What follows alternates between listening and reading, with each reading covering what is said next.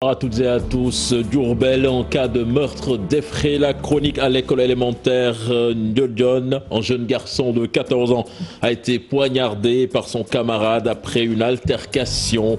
La famille du défunt réclame justice. À Saint-Louis, 15 des 16 pêcheurs disparus ont été retrouvés, mais il en manque toujours un à l'appel. Les rescapés racontent leur calvaire, élément à suivre dans ce journal.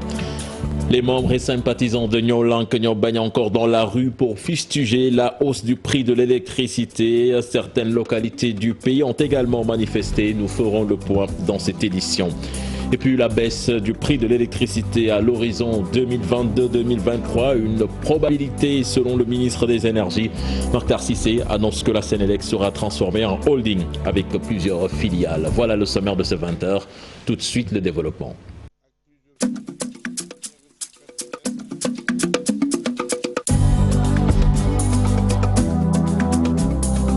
Bienvenue à toutes et à tous. Tout d'abord, le groupe Futur Média en deuil avec le décès d'un de ses membres. Ibrahima Diakhabi s'est éteint des suites d'une longue maladie. Un professionnel aguerri et respectueux selon ses proches.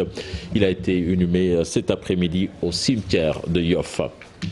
À Diourbel, une bagarre entre deux élèves de CE2 à l'école élémentaire Ndiodione vire au drame. À la maison mortuaire, les parents de la victime s'en remettent à Dieu, non sans inviter la justice à éclairer ce dossier. Babacar Diouf Ndongondiaï pour plus de détails. C'est dans ce quartier, à la périphérie de la commune de Diourbel, que le drame s'est produit. Un élève de la classe de CE2 a mortellement poignardé son camarade de classe. La maman de la victime, très sereine, répond aux nombreux coups de fil d'amis et parents qui veulent en savoir plus. Mouslim Mbodj a perdu son enfant, mais ne veut point perdre sa dignité. Elle s'en remet à Dieu, mais invite la justice à situer les responsabilités.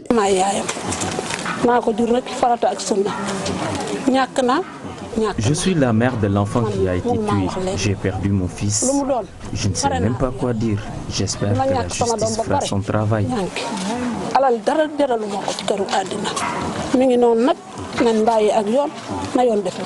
La famille n'a pas encore décidé de la suite à donner à cet événement. Elle attend encore le digueul du guide religieux pour décider de la conduite à tenir. Nous sommes à l'écoute de notre marabout.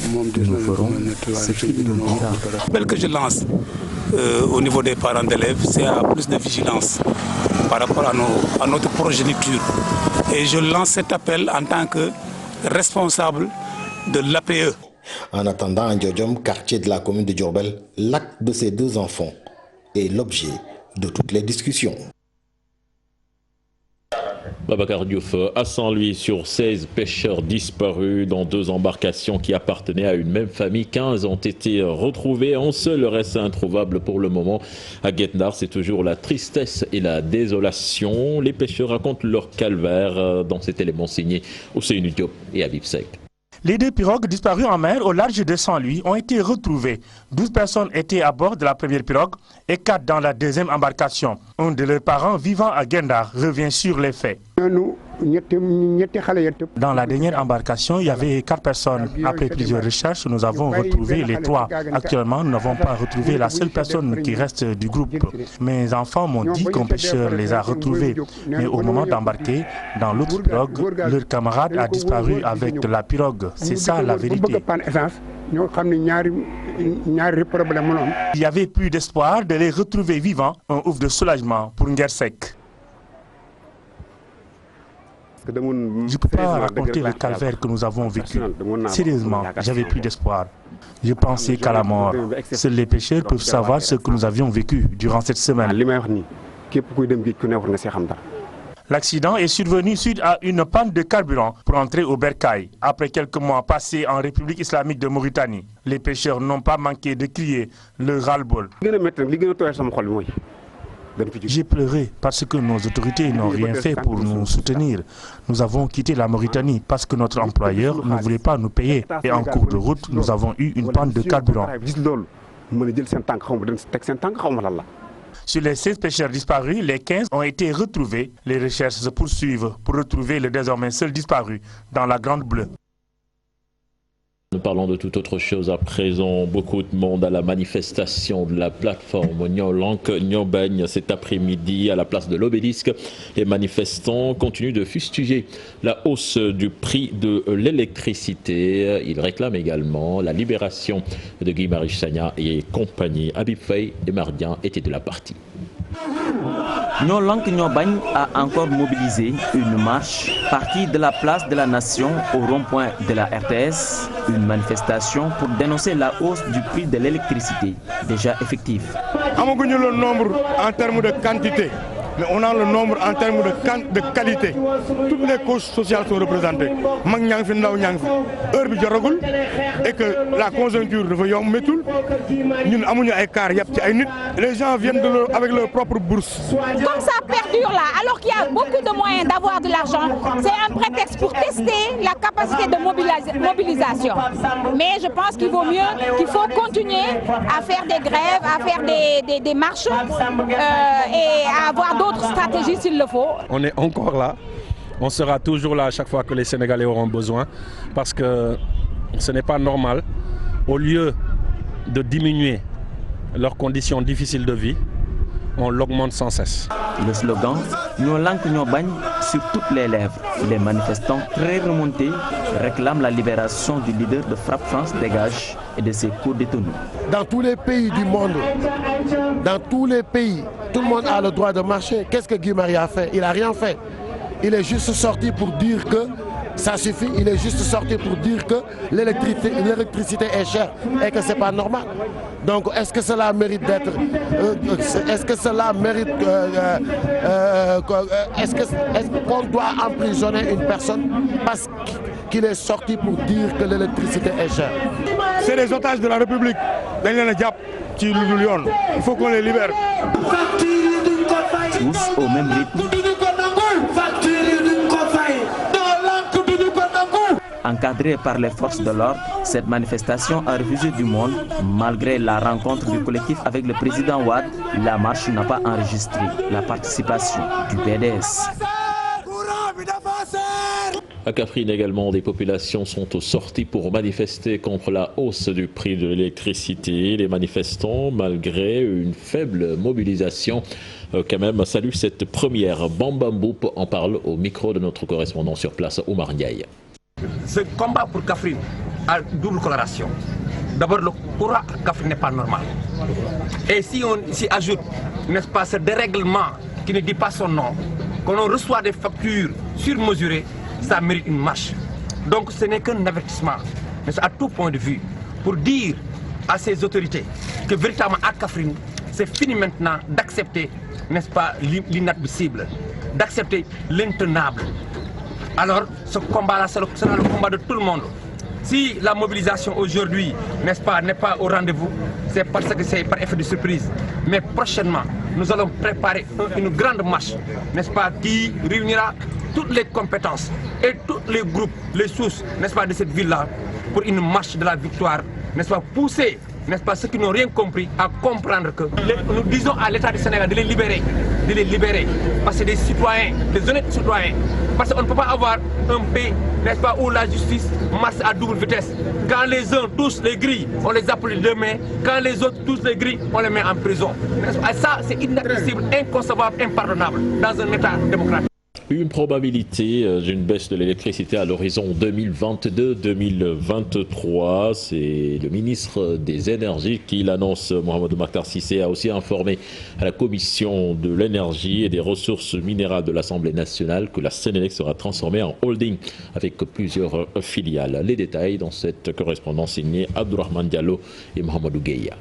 Il y a une possibilité de baisse du prix de l'électricité, selon le ministre des Énergies, mais il faut peut-être attendre vers 2022. La stratégie Gaz to Power adoptée par le gouvernement en 2018 permettra la conversion de nos centrales au gaz et entraînera la baisse des coûts de production d'électricité grâce à l'utilisation prochaine du gaz local à l'horizon 2022-2023. Venus renforcer leur capacité sur les questions liées au secteur du pétrole et du gaz, les parlementaires sont au courant de l'avenir de la Sénélec et de la SAR. La Sénélec va devenir une holding Là, le Petrosen sera scindé en 2 structures et puis aussi nous avons posé des questions sur les évolutions possibles au niveau de la SAR parce que nous avons produit du pétrole. Est-ce que les mesures ont été prises pour que les infrastructures de la SAR puissent évoluer pour nous permettre de raffiner le pétrole que nous allons produire ici? Face au ministre des Énergies, les députés n'ont pas aussi manqué de souligner leurs préoccupations. La planification a été faite au niveau du ministère avec les différentes structures qui agissent au niveau de l'électrification rurale et il est évident que les délais seront respectés et que d'ici 2025, d'après les planifications stratégiques qui nous ont été présentées, on pense que les délais de 2025 seront respectés pour que tout le monde ait de l'électricité. La Commission de l'énergie et des ressources minérales de l'Assemblée nationale est en conclave de 2 jours et pense qu'au sortir de cet atelier, ses membres auront de nouvelles connaissances liées au secteur du gaz et du pétrole. Puis la visite de Fadel Barro, coordonnateur de Y'en a marre chez Wade, pas du tout appréciée par l'analyste politique Mania Igaï. Il révèle une contradiction parce que, dit-il, le mis en cause avait activement participé au départ d'Abdoulaye Wade du pouvoir en 2012. Je vous propose de l'écouter. Ces propos sont recueillis par Cheikh Diop et Mohamed Dia. Y'en a marre avait une marque d'être un mouvement citoyen indépendant. Ils n'ont jamais accepter de s'approcher des politiques ou de coopérer avec les trucs parce que pour leur autonomie et leur indépendance. C'était apprécié par tout le monde. Ils se sont bagarrés pour le départ de Maître Wade en 2011, tout le long de 2011, surtout le 23 juin, et aux élections de mars 2012, ce qui a été apprécié. Mais on ne comprend pas, un beau jour, de but en blanc, il se lève pour faire des éloges de Maître Wade, sans qu'on sache pourquoi. Qu'est-ce qui a changé? Entre lui et Wade, quelqu'un a dû changer. Et Wade n'a pas changé parce qu'il est resté constant. Donc c'est Fadel Barro, je ne sais pas, et Y'en a marre, qui a dû changer pour rejoindre. Et même, disons, renier tout ce qu'ils ont dit dans le passé sur Maître Wade. Puis Moustapha Diakhaté en visite chez Alioune Tine, l'ancien président du groupe parlementaire de Benno Bokk Yakaar et le patron d'Africadium Center ont abordé des thèmes d'actualité. C'était en présence de nos reporters Cheikh Diop et Mohamed Dia. 2 hommes qui partagent la même conviction. Alioune Tine et Moustapha Diakhaté main dans la main après avoir longuement discuté de la situation du pays. Nous ne sommes pas sortis du paradigme senghorien d'un État hyper centralisé, contrôlant tout, et d'un État qui est toujours ancré dans les valeurs, le fonctionnement et le modèle post-colonial. Ça veut dire qu'on n'est pas sorti de ce modèle-là. Au regard des tensions politiques, au regard des inégalités, au regard aujourd'hui aussi, si vous voulez, des institutions que nous avons qui sont des institutions représentatives, mais pas démocratiques. L'ancien président du groupe parlementaire Benno Bokk Yakaar rend une visite de courtoisie au fondateur d'Africadium Center, un tête-à-tête au cours duquel les hommes ont aussi évoqué le dialogue national. De mon point de vue, le vrai dialogue, après 60 ans d'indépendance, après 20 ans d'alternance démocratique, ça devait être dialogue avec le peuple. Parce que fondamentalement, jusqu'à présent, nous sommes toujours dans ce que j'appelle la délégatie. C'est-à-dire qu'il y a une élite qui parle au nom du peuple. Tine et Diakhaté comptent apporter leur contribution dans la marche du pays. Comment réinventer la sécurité? Comment effectivement faire en sorte effectivement qu'on puisse avoir un espace de la CEDEAO qui soit un espace pacifique, un espace démocratique, un espace également où surtout la gouvernance et la lutte contre la corruption. Et je crois qu'avec lui, nous pouvons trouver des pistes sans que ce soit des querelles inutiles. Mais quand même, le pays nous appartient à nous tous. Nous devons tous, chacun d'entre nous doit y contribuer et que cela ne doit pas être perçu comme étant des positions antagonistes. À leurs yeux, le Sénégal doit rester un pays démocratique où règne la paix et la sécurité. Et puis en prélude à l'ouverture du dialogue national prévu le 14 janvier prochain, Serigne Mbacké Ndiaye propose au comité de pilotage la limitation des partis politiques ainsi que la suppression de la liste nationale avant les prochaines élections législatives. Il faisait face à la presse ce matin, compte rendu signé Mohamed Samb et Diafar Abba. Serigne Mbacké Ndiaye crache ses vérités et éclaire les Sénégalais sur sa position par rapport à la limitation du mandat qu'il avait annoncé. La volonté n'était pas de permettre au président de la République de demeurer au pouvoir, mais c'est pour bâtir une démocratie solide. Quand nous avons parlé de limitation de mandat, certains même ont dénaturé les propos en disant, comment on l'appelle encore, mandat à vie. Voilà, présidence à vie par exemple. Et c'est dommage pour rappeler que la limitation du mandat du président de la République ne date que de 1993. Avant ça, nous ne l'avions pas. Serigne Mbacké Ndiaye soutient qu'il faut assainir le paysage politique sénégalais par la réduction des partis politiques. Ceux qui ne veulent pas aller aux élections n'ont qu'à disparaître. C'est aussi simple que ça. Tous les partis légalement constitués doivent aller à des élections. Première cause, si tu ne veux pas aller à des élections, tu disparais. Deuxièmement, tous les partis qui vont à des élections et qui ne réussissent pas à atteindre la barre de 1% doivent disparaître. La suppression de la liste nationale pour les prochaines législatives, l'une des propositions de Serigne Mbacké Ndiaye à l'endroit du comité de pilotage du dialogue national. Vous avez souvent entendu des gens dire « je suis un député du président ». Et ça depuis Senghor jusqu'à présent. Nous proposons la diminution, d'abord la réduction du nombre de députés et le ramener à 100 au lieu de 150 députés. Ensuite, on découpe le pays en 100 circonscriptions électorales. Dans chaque circonscription électorale, il y aura des candidats. À l'occasion de son point de presse en prélude au dialogue national, Serigne Mbacké Ndiaye met en garde une frange de l'opposition qui, d'après lui, n'a aucune leçon à lui donner et menace d'aller plus loin. Puis troisième salon international du logement, de l'habitat et de la construction. C'était ce matin, occasion pour le ministre d'État, secrétaire général de la présidence, de s'exprimer sur les aménagements et infrastructures à caractère écologique prévus dans le projet des 100 000 logements, des habitats à moindre coût et des équipements adaptés à une gestion responsable. On écoute Mohamed Boun Abdallah Dionne, interrogé par Ousseynou Thiam et Ahmadou Bamba Samb. Parce qu'il faut un cadre de vie qui soit porteur de résilience sur le long terme. C'est de la verdure pour amener les pluies, donc l'agriculture, etc. C'est également ces 100 000 nouveaux logements.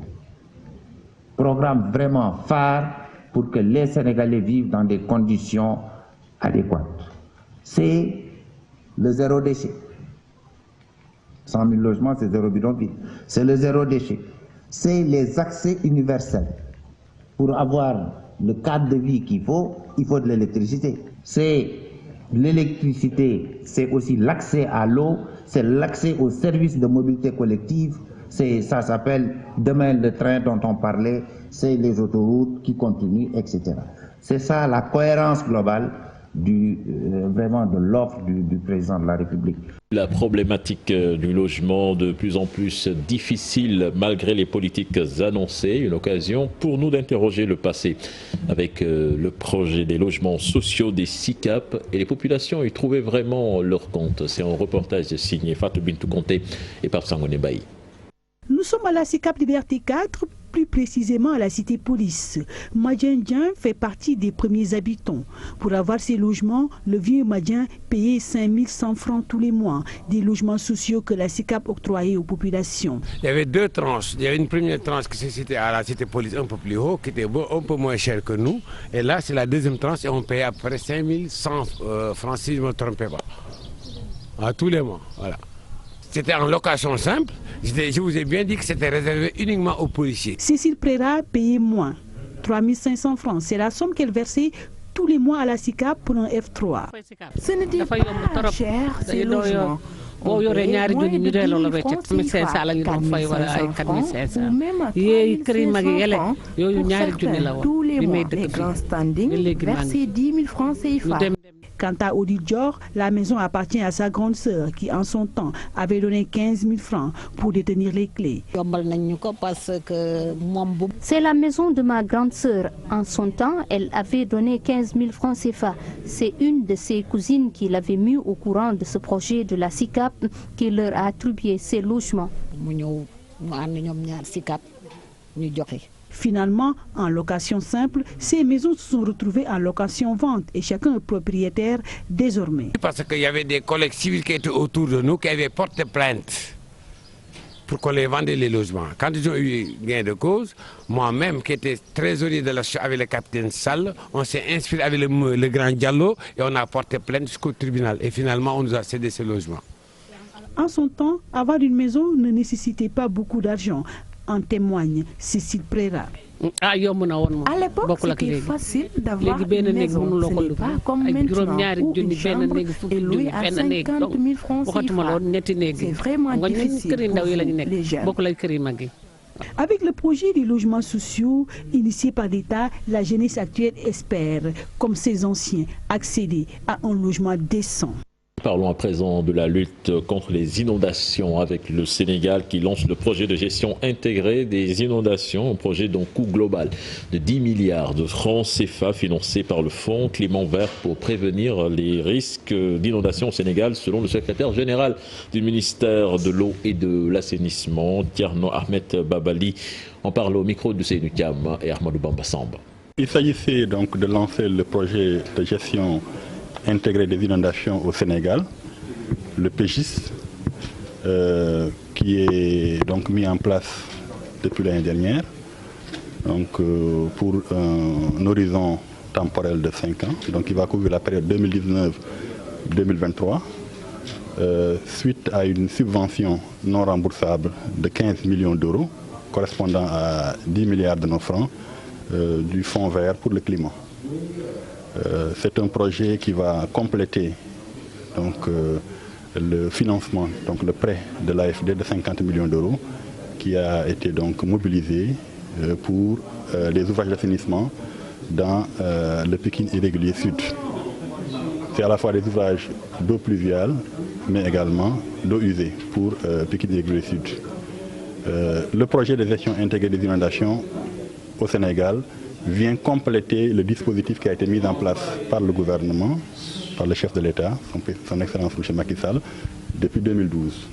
Le Conseil supérieur des maîtres coraniques du Sénégal propose au gouvernement la formation des maîtres et c'est pour faciliter le retrait des enfants de la rue. Là-dessus, nous écoutons les explications de son porte-parole Baïdi Ndiaye, interrogé par Habib Faye et Ababacar Kamara.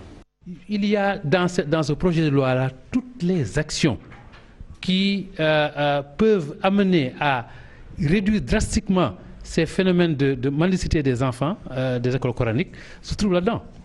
Je disais donc qu'il faudrait aussi que l'État prenne ses responsabilités en mettant la société civile en avant. Les maîtres coraniques ont vu aussi que, il leur manque une formalisation. Ils ne sont pas reconnus. Ensuite, qu'ils ne sont pas formés. Or, en ne formant pas les maîtres coraniques, on laisse les enfants à la merci de gens peu scrupuleux qui les font. Justement, on a vu ici au cours de l'atelier qu'il y a des enfants qui passent plus de 20 heures dans la rue. Ces enfants-là ne peuvent pas apprendre quelque chose, ni mémoriser le Coran. Voilà, autant de... Et aussi que l'État prenne en charge, l'État et les collectivités locales prennent en charge, n'est-ce pas, les écoles coraniques dans leur budgétisation. Et puis le chef de l'État, Macky Sall, a pris part ce vendredi à la cérémonie d'ouverture de la 56e édition de la Ziara annuelle de la famille omarienne. Macky Sall a profité de l'occasion pour demander aux guides religieux et aux intellectuels d'enseigner et de partager avec les populations les vraies valeurs ancestrales et islamiques. Je vous propose de l'écouter. Ces propos sont recueillis par Thierno Fall. À Dieu et remercier le calife de la famille omarienne, Thierno Bachir Mountaga Dahatal, qui a, comme d'habitude, qui m'a accueilli avec l'importante délégation qui m'a accompagné ici à Louga dans le cadre de la Ziara annuelle. Évidemment, j'ai eu la surprise lorsqu'il m'a annoncé en fait cette résidence qu'il était en train de construire. Mais il a déjà mis en place ces appartements destinés à mon séjour et cette maison des autres qu'il est en train de faire par ses propres moyens. Ça a été une surprise pour moi et je voudrais l'en remercier, mais surtout dire que c'était aussi un modèle parce que en général, On demande souvent au président de contribuer, mais cette fois-ci, en fait, le bien vient de lui-même. Et je pense que je dois le remercier pour cette générosité et surtout cet exemple qu'il montre à travers ce geste. Voilà. Quand est-ce que vous allez venir y habiter? Non, je vais séjourner chaque fois que je serai vers Louga ou dans les environs, ou en tout cas au cours des prochaines années, Inch'Allah. Monde culture avant de boucler cette édition avec ce spectacle de Ben Ailion. C'est un percussionniste israélien qui était en spectacle à la résidence de l'ambassadeur d'Israël. Il a tenu à partager avec le Sénégal son histoire, son amour, ses expériences pour les Africains. Et il se dit disciple de Doudou Ndiaye Coumba Rose, Aïssatou Paye.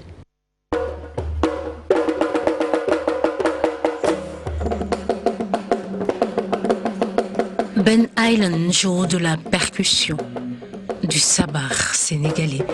Sa rencontre avec Ali Ndiaye Rose, fils du virtuose du sabar, Doudou Ndiaye Rose, le début de toute une histoire. En 2010, je suis revenue au Sénégal et j'ai eu l'honneur de travailler avec Doudou Ndiaye Rose et son fils Ali Ndiaye Rose.